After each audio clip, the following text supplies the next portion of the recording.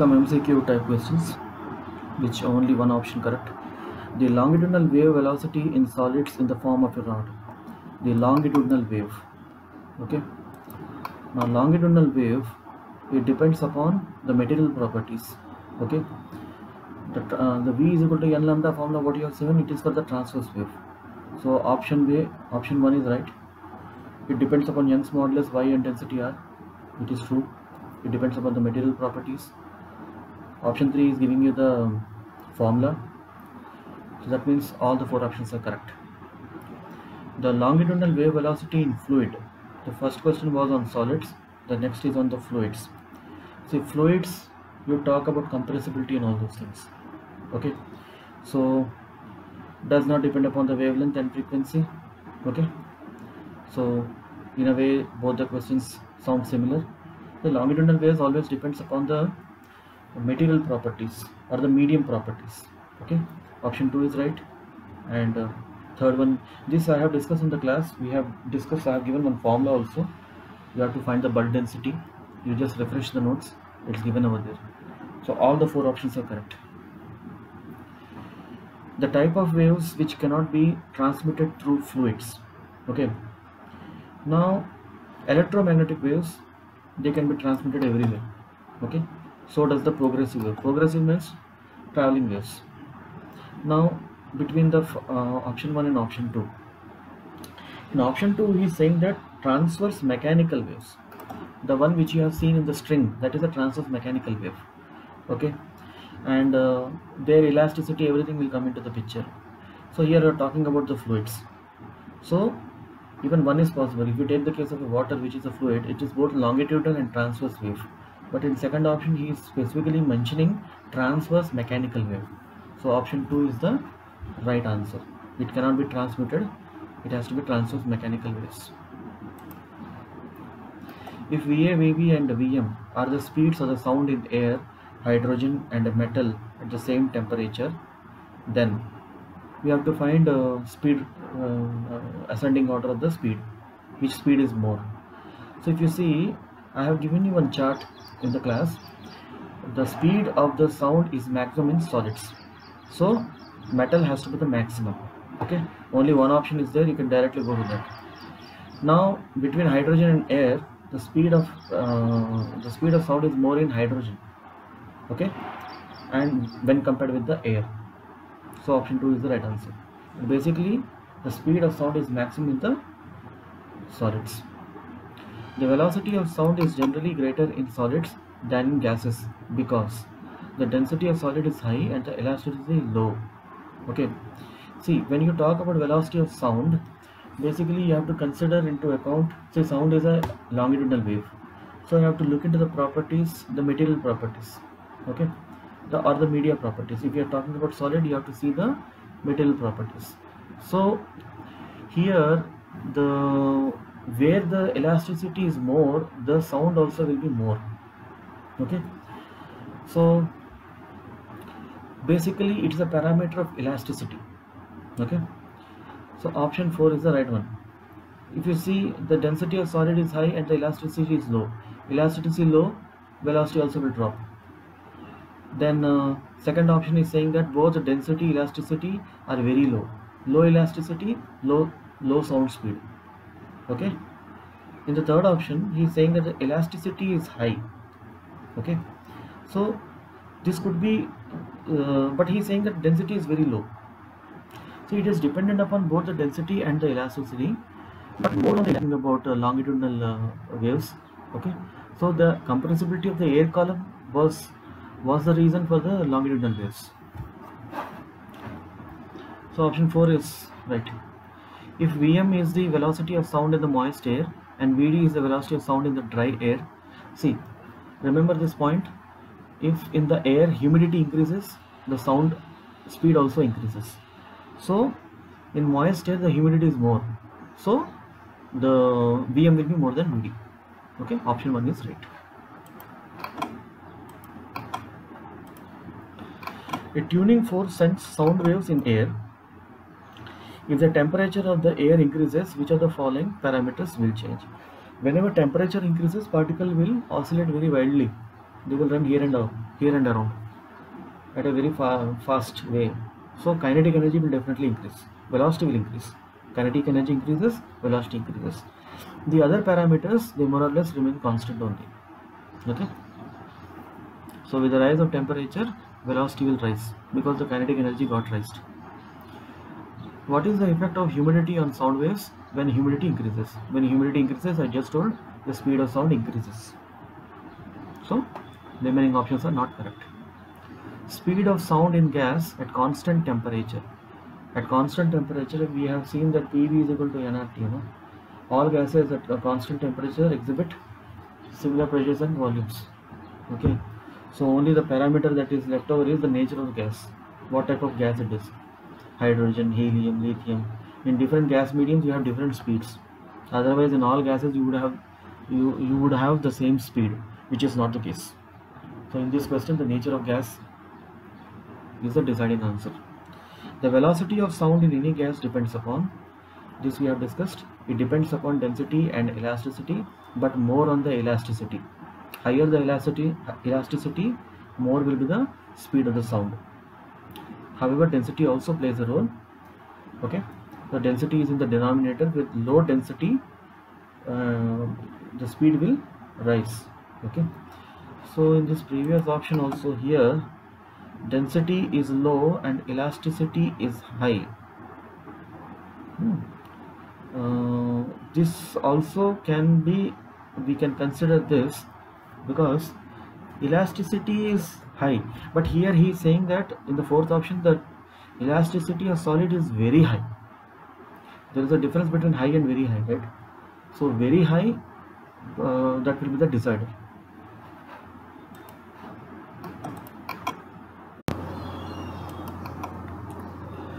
Standing waves are produced in 10-meter long stretched wire. If the wire vibrates in 5 segments and wave velocity is 20 meters per second, then the frequency is, okay. So here the frequency, the natural frequency is given by the formula n is equal to v by 2l, where v is the velocity and l is the length of the string. So here in the question they have given you the length is provided to you and the speed is provided. Now he is saying that it is vibrating in 5 segments. So what is 5 segments? He is talking in terms of nodes and antinodes. So he is talking in the 5th mode. Okay, so n5 will be equal to 5 times n. Okay, so 5v by 2l. When you put v is equal to 20 and l is equal to 10, you are going to get 5 hertz. So this is the answer. A transverse wave along a string is given by y is equal to 2 sine of, this equation is provided where x and y are in centimeter and t is in second. The acceleration of the particle located at x is equal to 4 and t is equal to 1 second.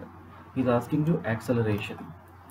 See, in simple harmonic motion, you remember this equation, remember this expression, simple harmonic motion, SHM. When we will be taking up SHM, you will understand. For the time being, you understand that acceleration is given by a is equal to minus omega square y, where omega is the angular speed, y is the displacement. Okay, this is the formula to calculate the acceleration in SHM.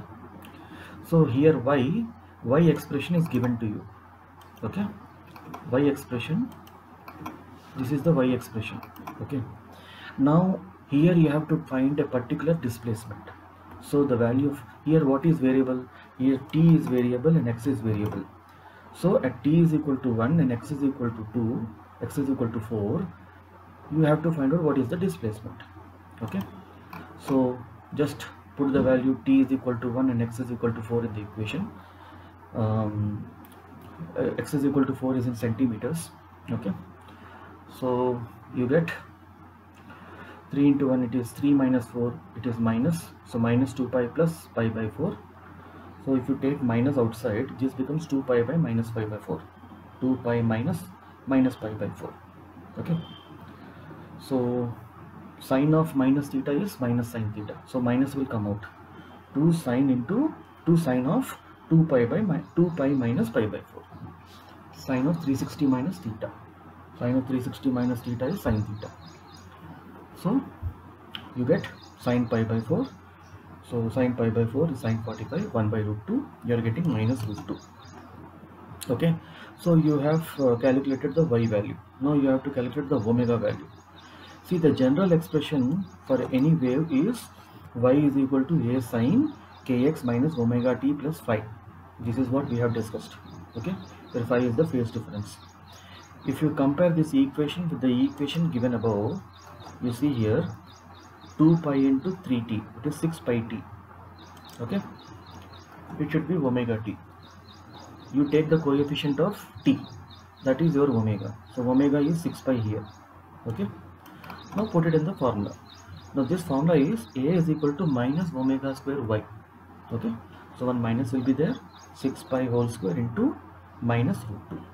Okay, because y value you got minus root 2. You are getting 36 root 2 pi square. So you have to see which option is this. It is this option. Okay, so moving on, the equation y is equal to a cos square some theta, a cos square theta represents a wave width.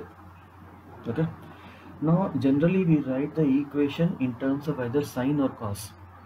Now here you see we can use this expression cos square theta is equal to 1 plus cos 2 theta by 2. So this expression has to be written in terms of a sin x or a cos x.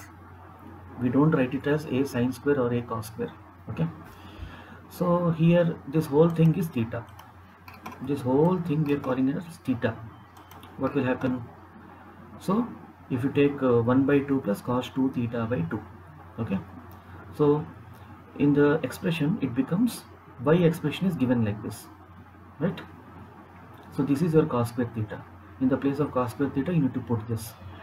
So when you simplify this, a by 2 1 by 2 into a, okay, a by 2 will come out, plus a by 2 into cos of 2 theta. This whole thing is theta, so 2 times of that. Okay, so individually we have divided by 2 both the terms, a by 2 plus a by 2 into cos of, multiply with the 2, 4 pi nt minus 2 pi. See here it will become 4. I have just written as lambda by 2. There is a purpose, I'll tell you why I have written like that. So you know that the coefficient of t is omega. So omega is equal to, basically the formula is 2 pi into n dash. N dash is the frequency. Okay, but in the place of n dash, what is there here? It is 2n is there. So what is the frequency? 2n. Okay, now coming to coefficient of x. Coefficient of x is k. K is equal to 2 pi by lambda. General formula is k is equal to 2 pi by lambda dash. Here what is there? It is 2 pi by lambda by 2. So what is the wavelength here? If you compare these two, it is lambda by 2. See, the questions in wave, they are mostly done by comparing, comparing equations. So the lambda dash value is lambda by 2. Frequency is 2n. What is amplitude? This whole thing is cos value. Cos value varies between plus or minus 1. Okay, so what is the maximum value? It is a by 2. Okay, now see, here we have to see from where it is oscillating. Okay, suppose this is your graph. Okay, if it is oscillating about this point becomes the mean point. Okay, here y is equal to a by 2 plus something. So a by 2, let us say it is here. So it is oscillating about this point. Okay, it is oscillating about this point. So you have to take this as the reference, not this as the reference. So that is why amplitude is equal to a by 2. Okay, amplitude is a by 2, frequency is 2n, wavelength is lambda by 2. The rest of the options are not matching. So option 1 is the right answer.